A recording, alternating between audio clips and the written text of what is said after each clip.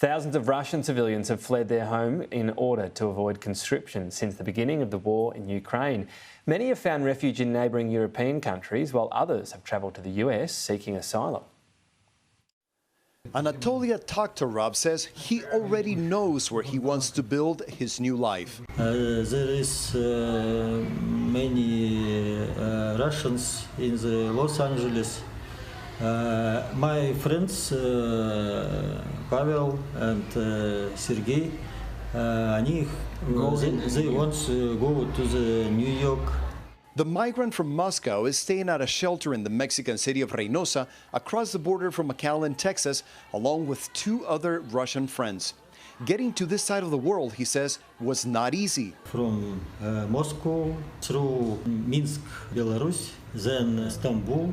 After arriving in Istanbul, he says he traveled to Madrid before flying across the Atlantic to the Mexican beach resort of Cancun and then making the trip to Reynosa.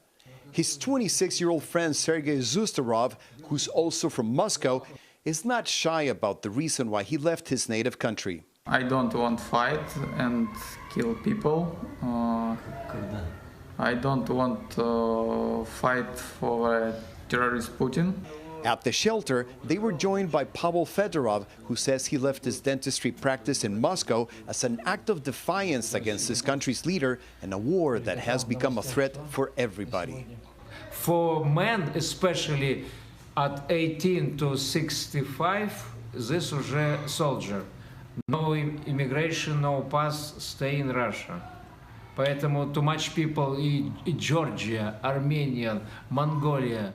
During the first months of the war, Russian men fled in droves to neighboring countries like Georgia. But some Russians have decided safety can only be found on this side of the world. The migrants staying at the shelter in Reynosa are only 3 among tens of thousands who have made the long trip in the last year after the invasion started. Many have applied for asylum and say they hope to build a new life in the United States, far away from the war and Putin.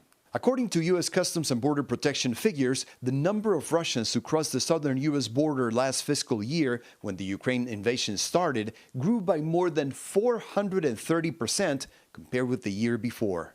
Back at the shelter, Zustarov reflects on the hard decision he had to make. Very difficult. I am free daughter,